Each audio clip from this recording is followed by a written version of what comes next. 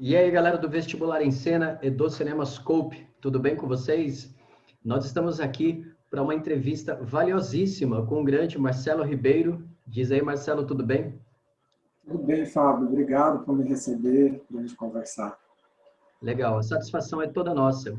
Nós estamos aqui com uma série de entrevistas com pesquisadores e pesquisadoras de cinema, documentário, às vezes América Latina, enfim, para a gente poder saber o estado das coisas, digamos assim, né, o estado do mundo, a partir da ótica do cinema e na melhor das hipóteses, assim, sempre quando possível, a partir da ótica do documentário, tá certo?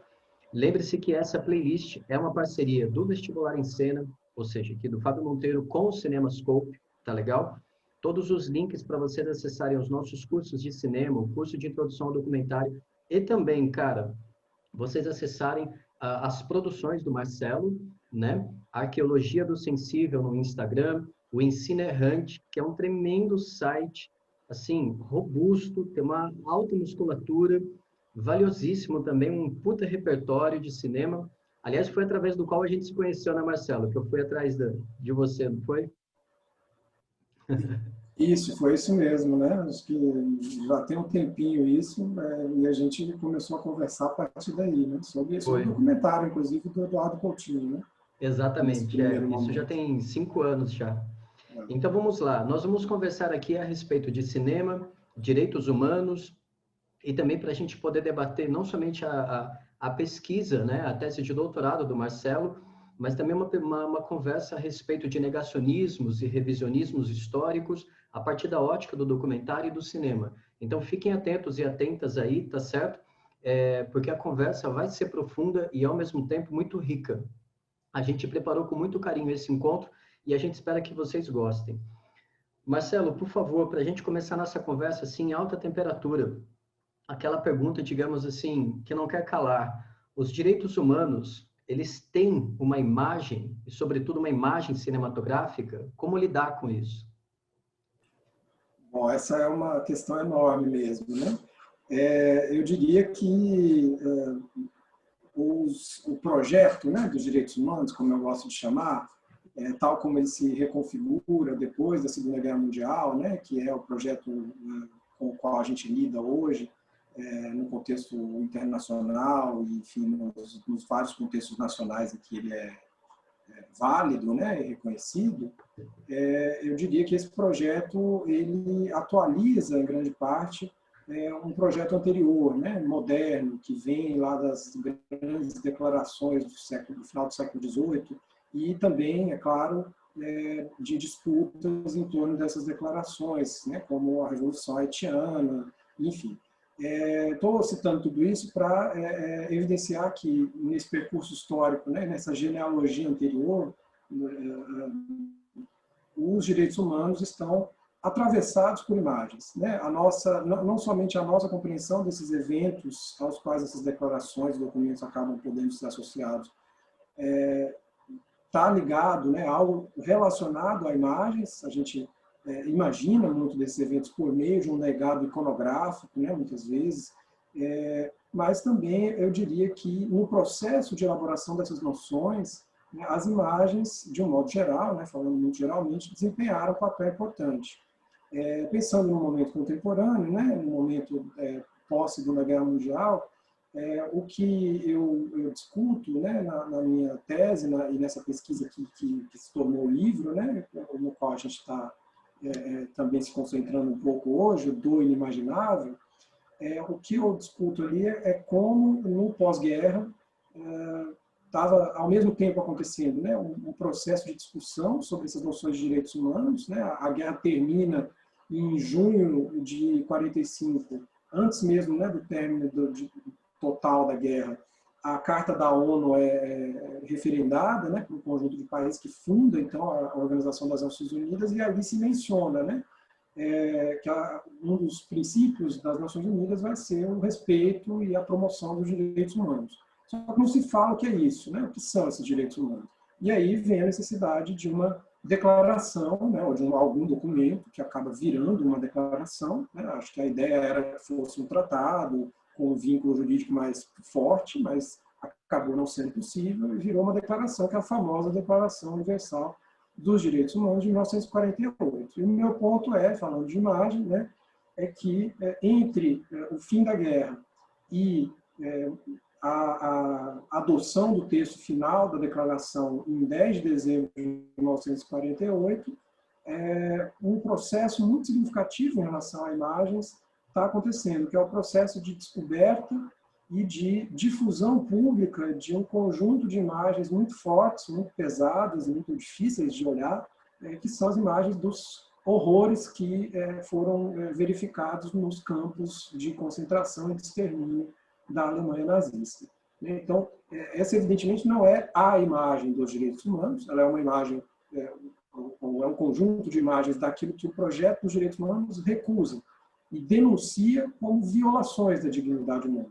Então, para começar a abordar essa pergunta, eu diria que um dos modos dominantes, né, de relação dos direitos humanos com a esfera das imagens é justamente da denúncia.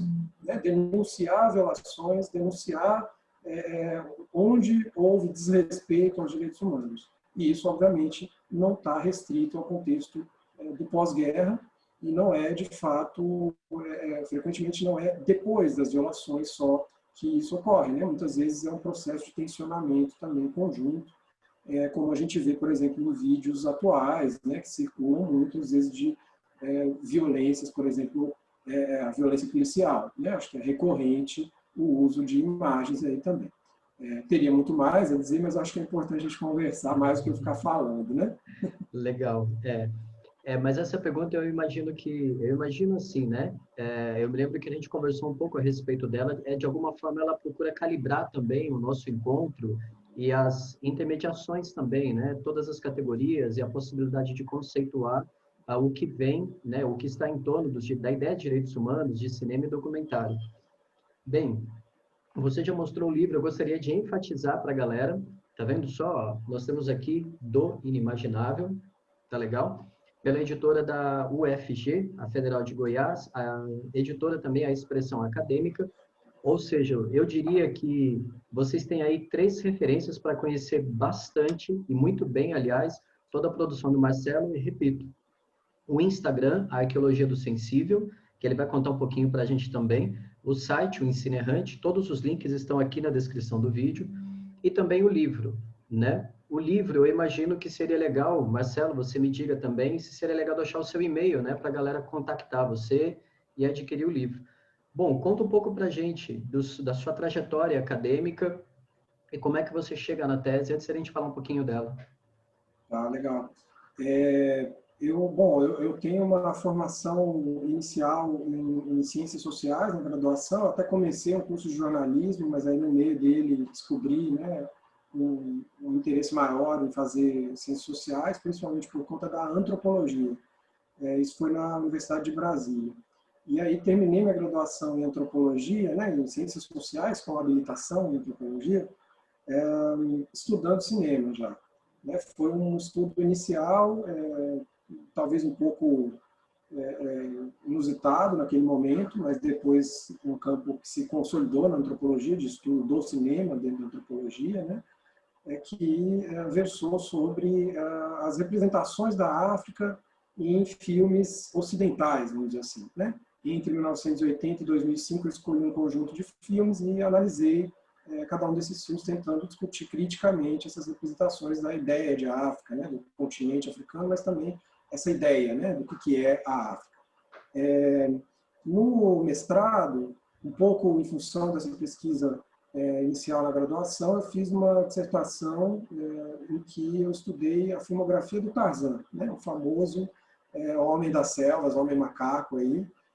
Não porque eu gostasse dos filmes do Tarzan, na verdade eu nunca gostei muito, aliás, nunca gostei nada, eu diria, mas ao escrever, né, na graduação sobre essa questão da representação da África no cinema, eu me deparei com um conjunto enorme de filmes do Tarzan e vi que eles se estendiam desde 1918 até o presente.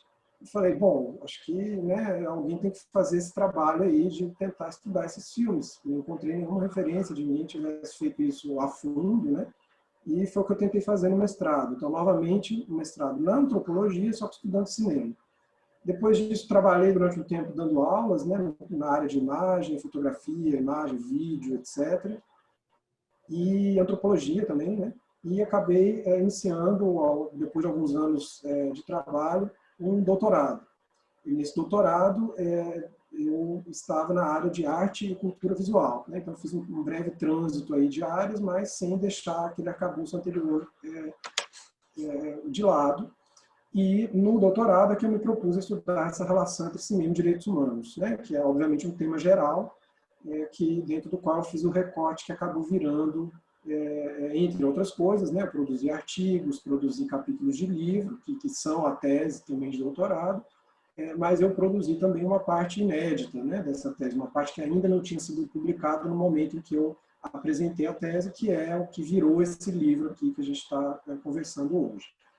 Depois disso, depois do doutorado, que foi defendido em 2016, no início de 2017 eu me tornei professor na Universidade Federal da Bahia, né, onde eu tenho esse grupo de pesquisa, junto com um colega daqui, que é o grupo Arqueologia do Sensível, aqui Fábio já se referiu, a gente tem o Instagram, Facebook, site, enfim, tem vários lugares, eu acho que o Instagram é um bom lugar, de fato, né, para entrar em contato, está lá o link também do site. E nesse tempo todo tenho trabalhado no ensino errante, na medida do possível, publicando derivas diversas, né, e parte do meu material de trabalho. Uma coisa só para terminar, é que eu cheguei na UFBA na Faculdade de Comunicação, né, só para situar um pouquinho, e estou desde então, maio de 2017, como professor da área de cinema e audiovisual aqui da Faculdade de Comunicação da Universidade Federal da Bahia. Resumidamente, é essa a trajetória acadêmica. Legal. E aí, para a gente poder, então, antes a gente, digamos, atacar o livro, chegar no livro e voltar aos nossos temas de direitos humanos e cinema, pelo qual, né, assim, eu imagino que é um dos temas pelo qual a gente tem muito apreço, né? É uma coisa, assim, que a gente não cessa de falar a respeito disso. Eu me dei agora conta de que talvez seja interessante a gente contar um pouco para a galera também da onde vem a arqueologia do sensível, porque de fundo aí tem uma leitura de Jacques Rancière. Conta um pouco para a gente dessa expressão e desse nome. Bom, ótimo, legal falar disso também. O nome é um nome que foi escolhido para um grupo de pesquisa, né, junto com esse colega, que é o professor Marcelo Costa, que também é aqui da Facom da UFBA, e a gente escolheu ele né, aqui já, como professores aqui, a gente se conheceu aqui. Portanto, ele não é um nome que estava na minha cabeça, né, ou que eu estava desenvolvendo o conceito, uma noção, quando eu escrevi o livro, né, a tese de doutorado. Mas ele tem muito a ver com tudo que eu vinha fazendo. E ele explicita duas coisas, né, em linhas bem gerais. Explicita uma perspectiva sobre a história, que está dada pelo termo arqueologia, né, que remete a noções que talvez tenham sido mais consagradas pelo Michel Foucault, né, com os seus estudos de arqueologia do saber e arqueologia das ciências humanas, mas remonta também, acho que já tem um uso muito mais amplo, né? Você tem a perspectiva da arqueologia das mídias, você tem vários campos de estudo que têm reivindicado, né, a ideia de arqueologia, e acho que uma referência-chave para o meu estudo nesse livro em especial, do Imaginável, é um autor chamado Jorge Didier Huberman, que é também um proponente de uma ideia, né, eventualmente ele usa esse termo, de uma arqueologia crítica da imagem, né? Então, toda essa constelação aí acho que é relevante para o tema arqueologia para definir uma perspectiva sobre a história, né? Que não é uma história cronológica e linear que está sendo buscada aí, né? Mas considerar, então, as linhas de continuidade, mas também de descontinuidade e as relações que atravessam os tempos, né? Ou que fazem com que, no mesmo tempo histórico, a gente precise dar conta de diferentes tempos, né? Para poder ter uma compreensão boa daquele tempo histórico. E, por fim, por outro lado, a noção de sensível, né? A que você muito bem se referiu como uma noção tributária aí do pensamento do filósofo Jacques Rancière, de fato, uma referência crucial.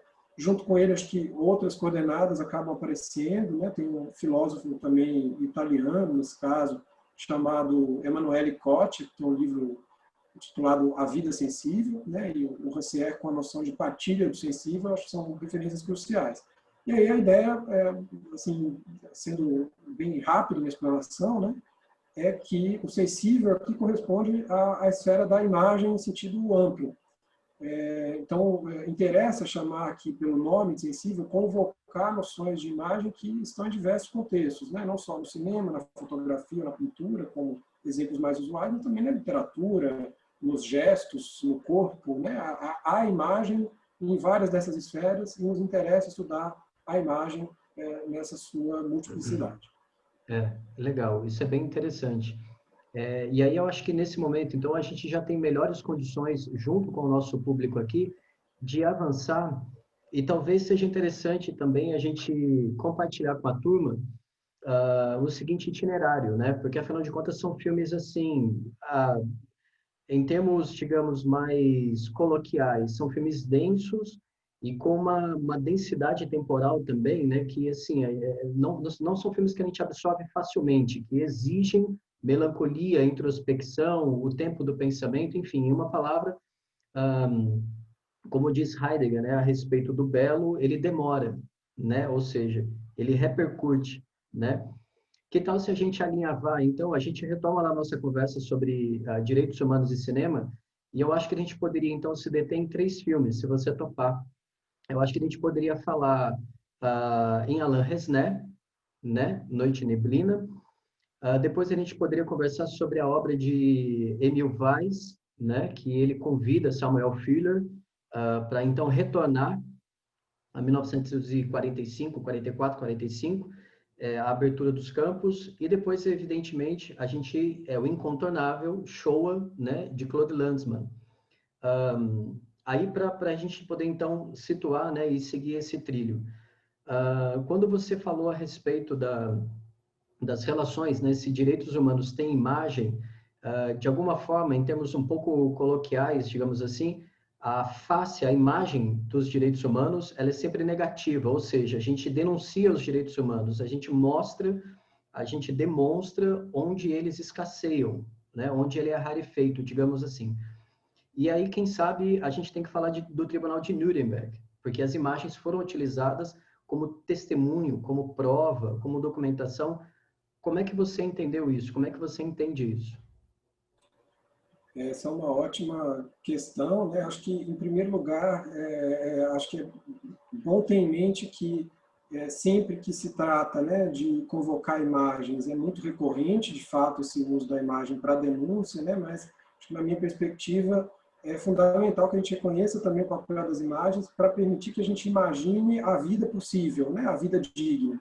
Isso é crucial, né? O cinema nos faz imaginar a vida como uma vida feliz, como uma vida digna, muitas vezes por parâmetros que podem ser, às vezes, problemáticos e variáveis, certamente, né? Mas me parece que isso também está ligado a esse debate, né?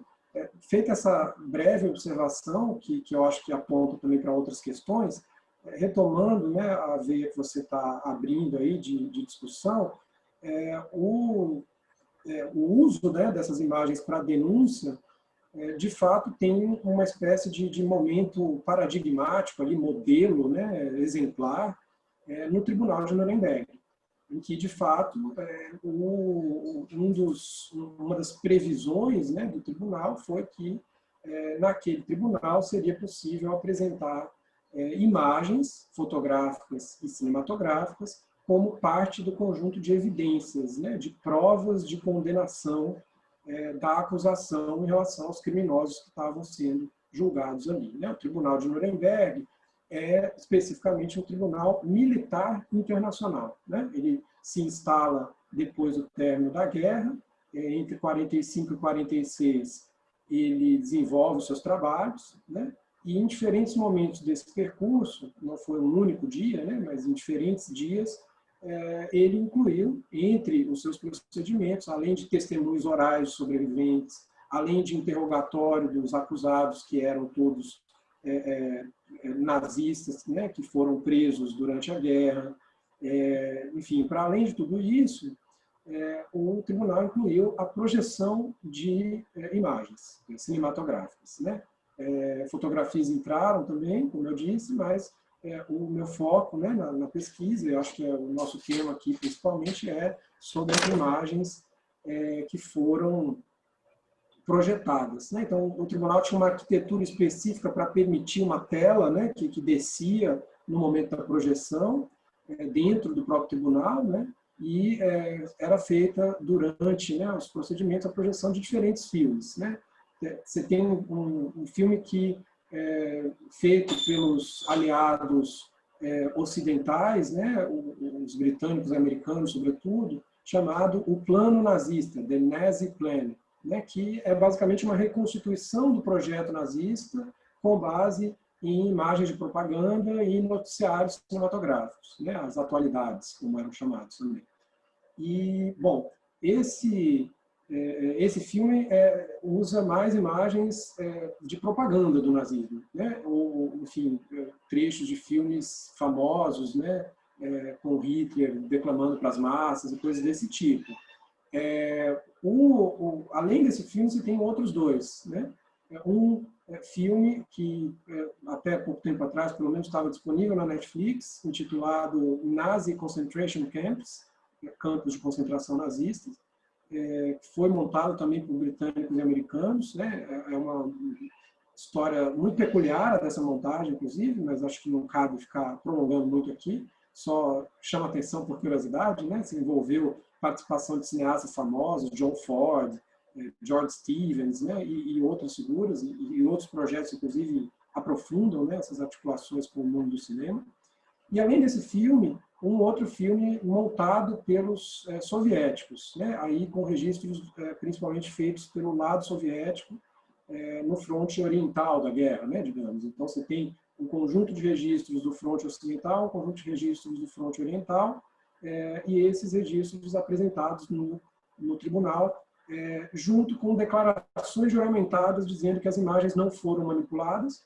Essas declarações juramentadas eram geralmente assinadas, né, e lidas em loco e também incluídas no próprio filme, como um documento, né, lido em voz off e mostrado na tela, e eram declarações visando atestar a veracidade daquele testemunho visual, né, e em parte sonoro também, que havia, em alguns casos, narração ou até mesmo capturas bem tênues, né, de som.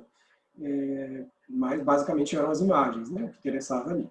E, bom, acho que em linhas gerais, né, o que está em jogo nisso aí é apresentar as imagens pelo valor de testemunho, como não apenas denúncias, né, no sentido como a gente estava conversando antes, mas como provas, né, como evidências. Essas palavras são importantes porque elas têm um sentido jurídico, né, elas têm uma força jurídica.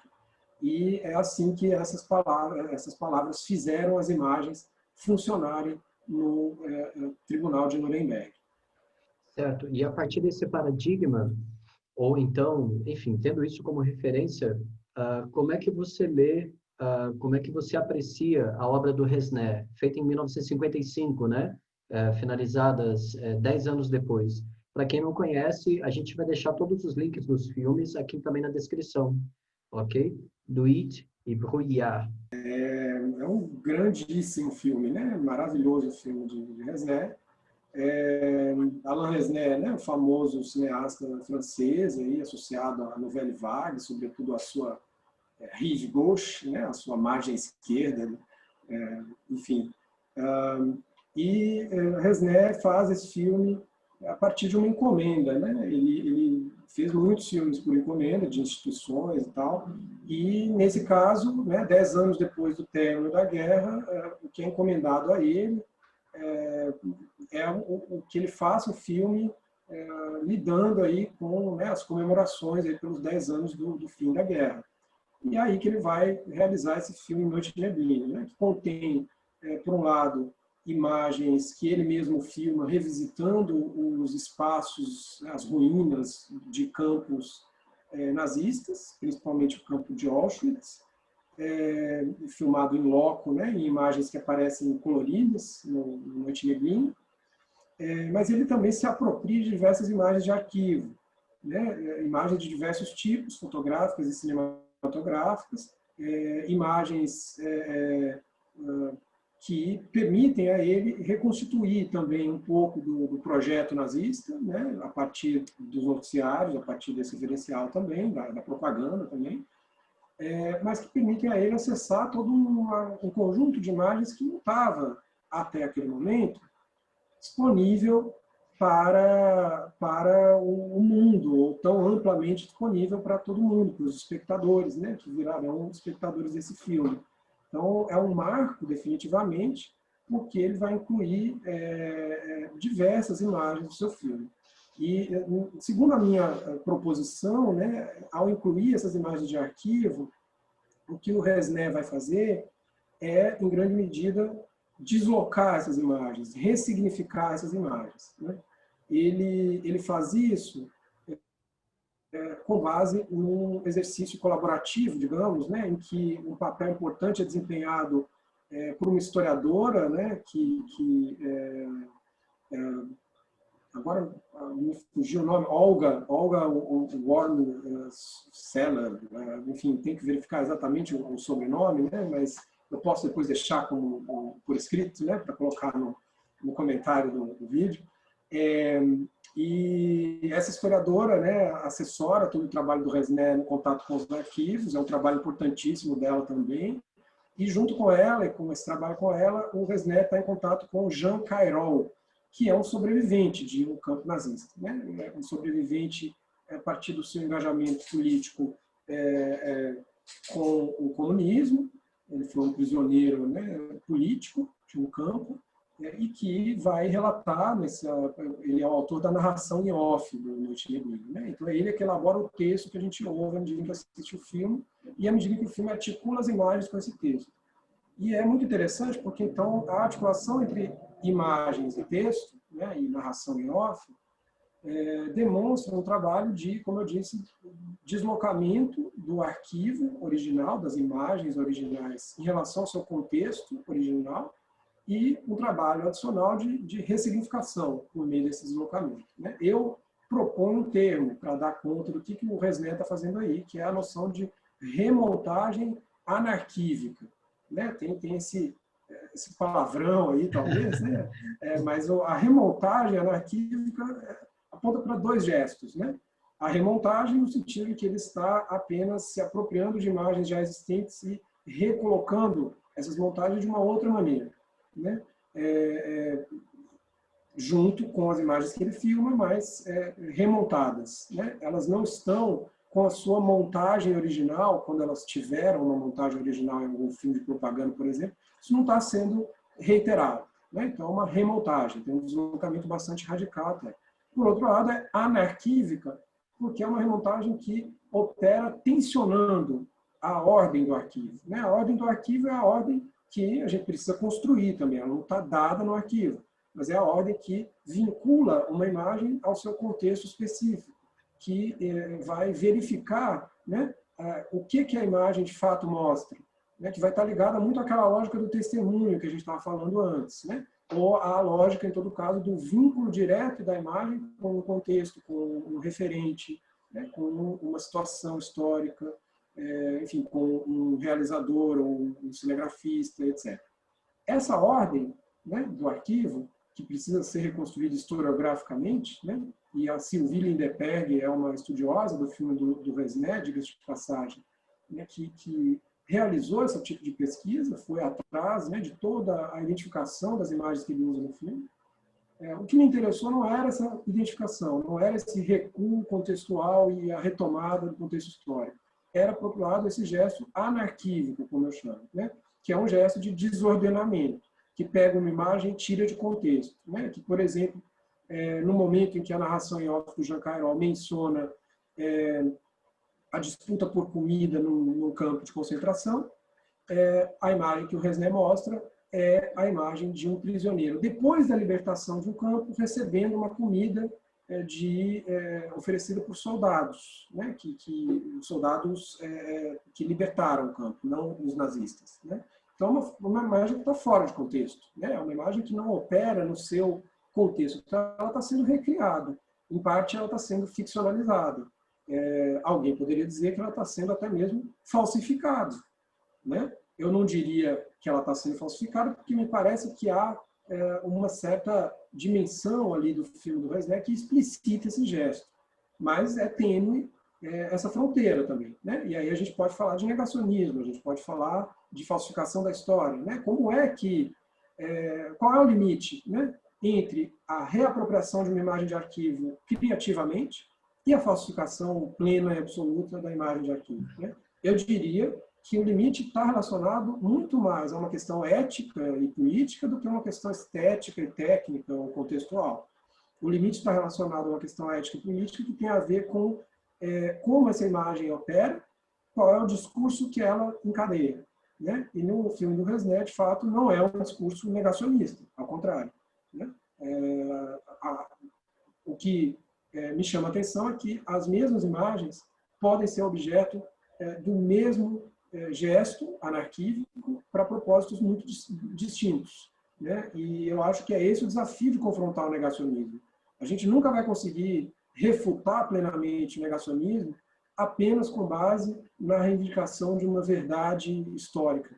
A gente precisa entender a eficácia discursiva das imagens, dos discursos, né, das vozes, das falas, enfim, do texto.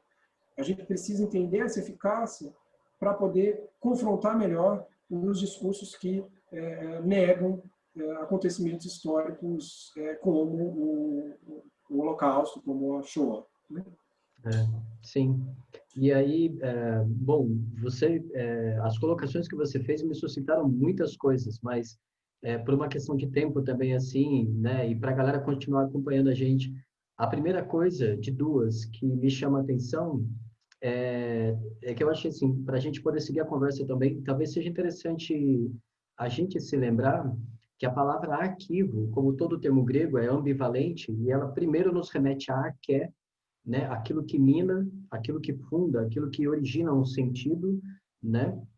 E ao mesmo tempo também o conceito de anarquivo, como você colocou, como você desenvolveu, ao mesmo tempo nos chama atenção para as suturas, né? Para mostrar cicatrizes, porque afinal de contas arquivar também é decupar, cortar, selecionar, destrinchar. E à medida, então, me parece que quando você fala de anarquivo, implica numa maneira de, olha, estamos contextualizando, estamos remontando as imagens em busca da sua atualidade. E eu acho que o que me suscita olha, é nesse sentido que a gente precisa, então, encarar a história e o passado não como tal como ele foi, mas de alguma forma a partir do seu presente, a partir da maneira como ele se impõe na atualidade. E me parece que de fundo aí o que existe logo, acho que o título do seu primeiro capítulo do livro, que é a ideia de humanidade, né? Ou seja, colocar em xeque e falar, olha, a postura anarquívica, ela é uma postura de enfrentamento ao negacionismo, porque nós estamos remontando as imagens de modo a mostrar a perenidade de determinados problemas, de modo a mostrar, né, a afirmação dos direitos humanos, a afirmação de uma postura humana, entendeu? Assim, me coloca um pouco, me leva para esse entendimento, entende? O que você acha? Tem a ver com isso? Eu acho que sim, pode ser uma possível leitura ou uma possível manifestação, vamos dizer assim, né? Uma possível tendência aí. Eu acho bastante sugestivo lembrar, né, que uma parte do negacionismo, uma parte significativa do negacionismo em relação ao nazismo, vai acusar a inexistência de imagens das câmeras de gás realizando o extermínio, por exemplo, né? Eu acho que o que é sugestivo aí atribui-se à imagem, nesse argumento negacionista, uma força de comprovação. E por não haver imagens desse aspecto específico do projeto da solução final, que foi o extermínio pelas câmaras de gás, supostamente não seria possível comprovar, né?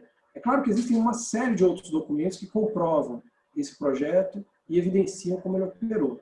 Então, o argumento negacionista está aí se contentando com uma suposição de um vínculo direto da imagem como prova a um evento, né? O que o gesto anarquívico implica é justamente reconhecer, em primeiro lugar, que imagens faltam, necessariamente, então que todo arquivo tem lacunas, né? Como você estava dizendo aí em algum momento, arquivar é selecionar e é deixar de fora, né? Algumas coisas também. E reconhecer isso é a primeira coisa, né, do gesto anarquívico, mas a segunda coisa é reconhecer que restam imagens, que podem não ser as imagens a que a gente gostaria de ter acesso, enfim, a que o argumento exigiria. Não são as imagens das câmaras de gás no argumento negacionista. Mas existem imagens, não das câmaras de gás funcionando, mas das câmaras de gás vazias. Existem imagens como uma que aparece no Noite Neblina, de um teto de uma câmara de gás com riscos, né, feitos provavelmente por pessoas arranhando, né, aquele teto, desesperadas, em meio ao processo de extermínio, né? Então, você não tem a imagem em si que comprova tudo, porque imagem alguma comprovaria tudo, né? Se você provavelmente encontrasse uma imagem de uma câmara de gás, haveria 1000 outros argumentos negacionistas dizendo que não é aquela imagem que prova de fato o extermínio. Mas, além disso, eu diria que existe no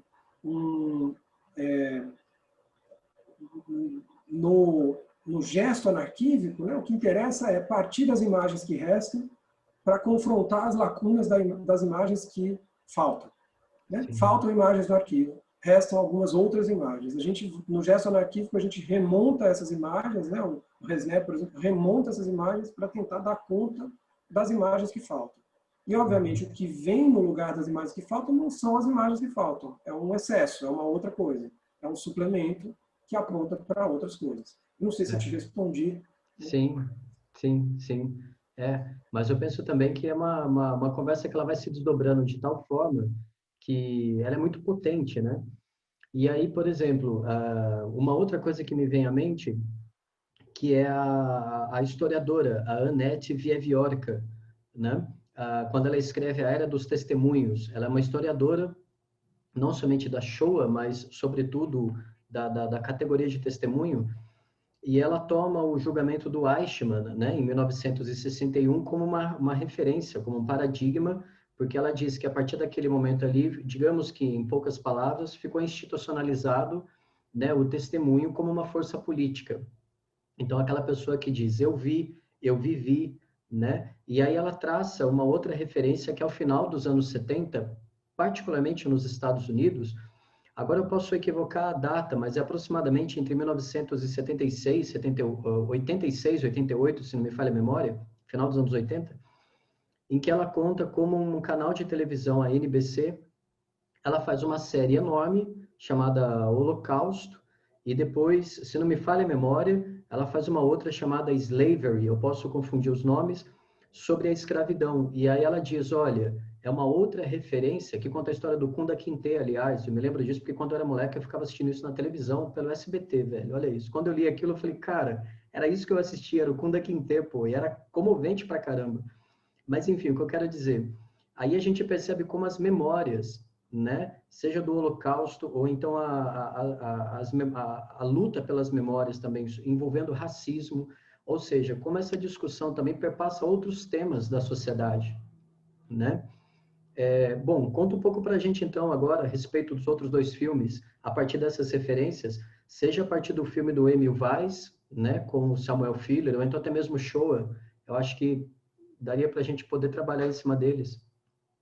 Sim, é uma conversa que se ramifica rapidamente, né? A gente vai chegando a vários assuntos. Eu achei super interessante esse seu comentário aí, lembrando dessas séries e dessa discussão sobre testemunho. Mas não vou me deter muito sobre isso, não, para a gente não demorar demais. Os outros dois filmes que a gente combinou de conversar, né, são super interessantes também, cada um à sua maneira, e eles compartilham um gesto similar até. Os dois filmes são filmes que revisitam espaços significativos. No filme do Emil Weiss, que se chama Falkenau, Visão do Impossível, o Samuel Fuller, um cineasta importantíssimo, né, dos Estados Unidos, que combateu na Segunda Guerra Mundial, levado, né, pelo Emil Weiss, o diretor do filme, a revisitar o seu passado de engajamento, né, e parte da sua trajetória aí em relação à guerra. Como o título indica, no cerne do filme está essa relação do Fuller com um campo, que é o campo de Falkenau. Esse campo foi o campo que o Fuller e a unidade dele, né, no exército estadunidense, libertaram em maio de 1945. E nessa ocasião, o Fuller vai acabar filmando algumas imagens com uma câmera que ele tinha conseguido, que a mãe dele enviasse para ele durante a guerra, e que ele só vai usar nesse momento. E ele filma, na ocasião, né, algo que ele nunca veio a mostrar, que foi um conjunto de procedimentos para enterrar os mortos que foram encontrados naquele campo. Esses procedimentos, os soldados americanos obrigaram os civis alemães a fazerem. Então, você tem um grupo de civis alemães que é trazido da cidade logo ao lado, que os soldados estadunidenses estranham, né? Porque eles perguntam para eles se eles tinham visto o que estava acontecendo no campo, e todo mundo fala que não sabia de nada. E eles falam, bom, está aqui do lado, não é possível, né? O Fuller se espanta muito com isso, particularmente. Enfim, ele faz essa filmagem dos procedimentos funerários, basicamente, né? De um enterro digno. Num certo sentido, direitos humanos dizem respeito a direitos à vida, mas também dizem respeito a direito a uma morte digna e reconhecida, né, como tal, coisa que a maior parte dessas pessoas que morreram nos campos nazistas nunca teve, porque, né, não tiveram esse tipo de procedimento, e sequer esse procedimento sana todos os problemas. Né? De fato, é um procedimento de enterro em massa, em valas coletivas, sem identificação das pessoas, etc. Enfim, o Fuller filma isso em 1945. E ele guarda isso, guarda as memórias dessa experiência, fala disso em outros momentos, mas nunca mostra esse filme para o mundo. Então, no filme do Emil Weiss, em 1987 para 88, ele o Emil Weiss, junto com o Fuller, revisita essas imagens e revisita os lugares em que o Fuller lutou durante a guerra, né? Ou lugares significativos da guerra. Então, eles vão até o lugar onde teve o pronunciamento do Hitler em Nuremberg, justamente, né, onde vai ter depois o julgamento. Ele comenta o julgamento, ele fala da sala onde ocorreu o julgamento, da projeção de filmes. Né? O Fuller comenta isso, comenta espaços em que ele participou de batalhas e como foram as batalhas. Então, ele revisita os lugares onde ele teve essas experiências. Mas ele revisita também as imagens que ele fez. Então, ele fica sentado numa cadeira e as imagens são projetadas na frente dele, e às vezes a gente vê as imagens em si durante o filme. Né? Shoah, do Claude Lanzmann, é um filme de 85 que compartilha o gesto de revisitar o passado, só que num outro contexto, né? De uma outra forma. É um filme baseado em uma recusa do arquivo. Né? Lanzmann não inclui o material de arquivo imagético, especificamente. Ele inclui na base do seu filme, e aparecem também em cena, né? Em entrevistas que ele faz com um historiador chamado Raul Hilberg, que é muito importante também nesse processo, né? Aparecem no filme do Lanzmann documentos, aparecem documentos, cópias, né, de documentos importantíssimos, mas não aparecem imagens de arquivo como essas filmadas nos campos, né, que aparecem no Noite Neblina, por exemplo, ou como essas do Fuller. Por quê? Porque Lanzmann considera essas imagens obscenas, né, para ser bem sucinto, é esse o motivo. Ele atribui uma obscenidade insuperável a essas imagens, chegando a dizer que ele não deseja que elas sejam vistas, né? Chegando a dizer que se ele encontrasse a imagem perdida, né, ou a imagem inexistente de uma câmara de gás em operação, ele não a divulgaria, ele a destruiria. Né? E muita gente entrou em embates com o Lanzmann por isso. Né? O Godard é um, Didi Huberman é outro, enfim, tem vários debates importantes aí. Mas o ponto é que ele faz Shoah recusando as imagens, não incorporando nenhuma imagem, mas centrando o seu filme no testemunho oral feito revisitando os campos, ou espaços significativos, e, em todo caso, revisitando o passado, né, por meio da narrativa oral, por meio da história oral. Ele faz isso com entrevistados que são contemporâneos aos eventos que ocorreram nos campos nazistas, principalmente poloneses, mas também alguns outros. Ele faz isso com perpetradores do genocídio, que continuam vivendo as suas vidas na década de 80 e que ele vai entrevistar. Alguns desses perpetradores de genocídio, o Lanzmann entrevista declarando o que ele está fazendo, mas dois deles, se eu não estou enganado, são dois mesmo, ele entrevista dizendo que está fazendo outra coisa, escondido, né? Se apresentando como jornalista, interessado em sei lá mais o quê, e faz uma entrevista clandestina, digamos assim, né? Filmando o inimigo, como se consagrou dizer, né? E, além disso, o principal do filme, o mais significativo do Shore, são as entrevistas com sobreviventes, né? E aí são vários os procedimentos, é muito heterogêneo, mas é muito significativo. É um filme de 9 horas e meia, aproximadamente. É um monumento da história do cinema, o próprio Lanzmann chamava assim. E nesses diversos depoimentos e entrevistas dos sobreviventes, é muito significativo, também no dos outros, né, em todos os depoimentos e entrevistas desse filme, é muito significativo como são depoimentos que convocam a nossa imaginação, que convocam algumas imagens de arquivo para a nossa imaginação. Se a gente já teve contato com elas, a gente se lembra delas facilmente, ou acompanhando o filme, mesmo que o Lanzmann as recuse, né? E convocam a nossa imaginação para as imagens que faltam também, né? Para o que é, por exemplo, entrar numa câmara de gás, né? Tem uma sequência absurdamente forte e profunda, em que um dos entrevistados, o sobrevivente do Sonderkommando de Auschwitz, né, de uma unidade especial de judeus que eram encarregados de levar os outros judeus para a câmara de gás e depois tirar os cadáveres, e né, todo esse trabalho sujo aí, não eram os nazistas, né, boa parte eram os próprios judeus que eram obrigados a fazer isso. E aí desses sobreviventes, o Philip Miller, num determinado momento, se recorda e narra essa recordação com uma vivacidade incrível, de um momento em que ele está preparando as pessoas para entrar na câmara de gás, e ele vai contando isso enquanto a gente vê filmagens em Auschwitz na década de 80, né? No presente do filme, refazendo o percurso que ele narra. Então ele está falando de como os prisioneiros chegavam e viam uma chaminé ao fundo, e aí a gente está chegando no campo e a gente vê a chaminé, né?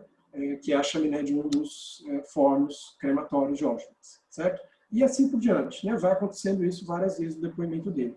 O que eu proponho aí, né? Assim como eu tinha falado do filme do Resnais como um filme da remontagem anarquívica, o filme do Lanzmann, eu descrevo o que ele está fazendo em relação ao arquivo como uma denegação, né? Uma negação que afirma o arquivo num outro nível, que é o do testemunho oral, e é uma denegação imaginativa, porque convoca necessariamente a imaginação espectatorial para preencher as lacunas das imagens que faltam a partir da nossa imaginação. Entendi. Sim, perfeito. Agora é o seguinte, para a gente chegar finalmente do nosso encontro, porque infelizmente também, né, o tempo, por mais que ele deponha a nosso favor quando nós estamos escrevendo, imaginando e assistindo o filme, quando a gente tem que bater um papo, ele também, né, pode nos comprometer. Bem, a galera já notou aqui que essa conversa, né, como a gente disse antes, é uma conversa extensiva que daria, enfim, renderia mais outros muitos encontros. E é claro, o convite aqui já fica, né, para você, Marcelo, para a gente poder, quem sabe, continuar também, né, conversando e pesquisando esses temas e batendo papo aqui mesmo nas redes sociais. Eu diria assim que eu tenho duas perguntas para a gente finalizar. O primeiro é um convite. Em que sentido? Mais imediato. A partir de todo esse repertório, né, e de toda essa sensibilidade também, porque o cinema ele é feito disso. Qual a imagem do Brasil que você tem? Ou seja, em se tratando de imagens, de montagens, né, e de devires, como é que você vê hoje, né? Que imagem ou que imagens que você tem? Bom, acho que também é uma pergunta que daria para a gente ficar aqui mais um tempão, né? Vou tentar ser sucinto, nem sempre eu consigo. Olha, eu acho que pensando nisso tudo que a gente está discutindo, acho que o Brasil é atravessado por imagens que faltam da violência que constituiu, né, esse país como nação. A gente tem várias imagens que faltam, né?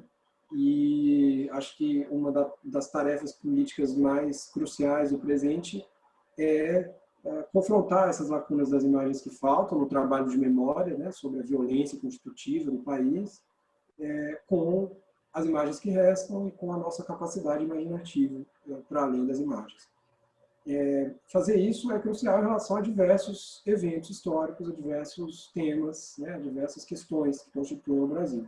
Eu diria que poderia citar vários, mas vou citar alguns que me parecem cruciais e sobre os quais, em parte, pelo menos, eu tenho tentado fazer pesquisas, né?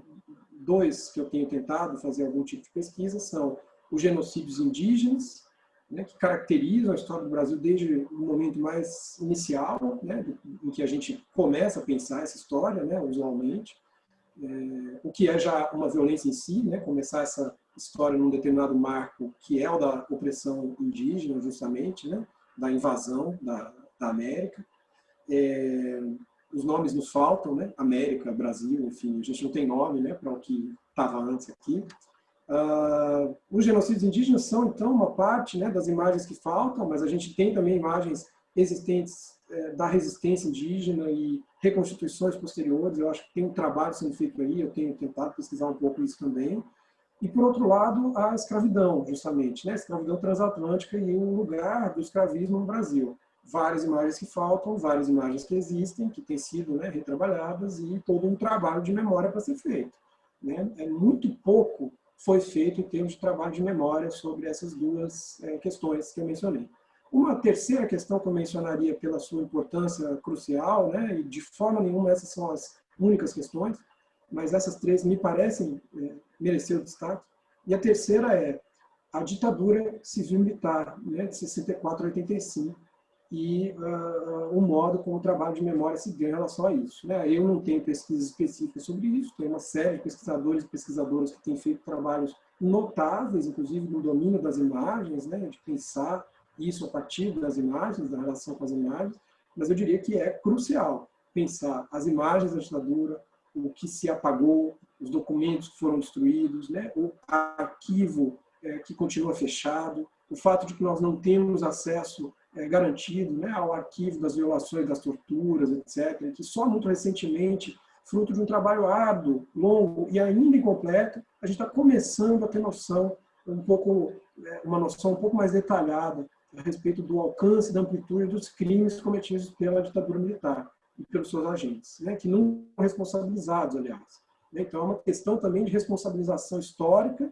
e seria desejável também jurídico-político, né? Muito embora cada vez mais a gente não tenha mais tempo para a responsabilização jurídica direta, né?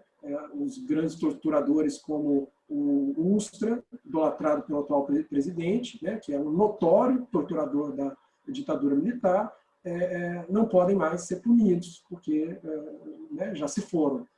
Mas a memória é crucial, né? Como dizia o Walter Benjamin, se a gente não fizer nada, nem mesmo os mortos estarão livres da ameaça fascista, né? E eu diria que os mortos continuam ameaçados e cada vez mais, talvez, estejam ameaçados. Então, a gente precisa desse trabalho de memória, é um dever histórico e fundamental para o Brasil contemporâneo. Certo. Daria um outro encontro ainda. E você está assistindo alguma coisa hoje? O que você recomenda? O que você está assistindo que você falaria, cara, eu queria estar junto com a minha melhor amizade assistindo isso, para deixar para a galera aí também uma recomendação de filme ou de série? Poxa, eu vou dar um salto, tá? É uma pergunta que me pegou aqui, bem legal, ótimo isso. Vamos lá, vou dar um salto. Eu estou assistindo, estou gostando bastante de uma série que me parece fazer uma coisa importantíssima com um imaginário que não é tanto um imaginário histórico, né, de eventos históricos, mas passa por isso, mas é um imaginário fantasioso, né, que é o imaginário fantástico do horror, né? E essa série é Lovecraft Country. Estou assistindo, estou gostando muito dos episódios, acho que tem um trabalho sendo feito ali muito significativo de releitura, ressignificação, crítica, transformação de todo um referencial do Lovecraft, também de outras, né, dimensões desse imaginário do horror e do fantástico, e recomendo muito. Acho que é uma série magnífica. Agora, pensando em filmes, eu não teria uma recomendação específica, na verdade, né? Mas eu acho que a gente tem um dever também, né, de ficar atento a uma produção vasta, que já é vasta, eu diria, e que é emergente ainda assim no Brasil contemporâneo, que é a produção de cinema indígena. Né? Eu vou até indicar um filme, não sei se vai ser fácil de achar, mas eu acho que ele está disponível na loja virtual do projeto Vídeo nas Aldeias. Né? Tem vários filmes lá, recomendaria outros também, Corumbiara, por exemplo, de Ivan Sancarelli, Martírio, né? São grandes filmes, recomendaria esse também, mas vou recomendar um menos conhecido. É um filme intitulado Sangradouro, e que faz um pouco esse gesto anarquívico, né? De se apropriar do arquivo histórico, ressignificando, mas para pensar a história indígena no Brasil. É um filme de um cineasta chavante, divino, né, e junto com realizadores brancos, né, feitos dentro do contexto do projeto Vídeo nas Aldeias. Recomendo muito esse filme e todos os filmes do projeto. Legal. É isso daí, galera. Com vocês, Marcelo Ribeiro, conforme vocês puderam notar, tem muita conversa ainda por vir, né?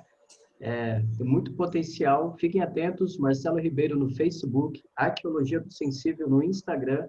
No site vocês têm o Ensino Errante e aqui na descrição do vídeo vocês ainda tem um livro. Marcelo, muito obrigado mesmo, foi muito bom e fica com o convite e eu espero uma próxima oportunidade. Obrigado também, Fábio, pela oportunidade. É sempre bom conversar, conte comigo, sempre estou à disposição e gosto muito de poder falar desses assuntos. Acho que é fundamental a gente conversar mais, inclusive. Digo em geral, mas também conversar com você, né? Gosto muito das nossas conversas e agradeço mais uma vez pela oportunidade e pela escuta. Valeu, muito obrigado. Um forte Boa abraço. noite. Até mais. Tchau, Abraço. tchau.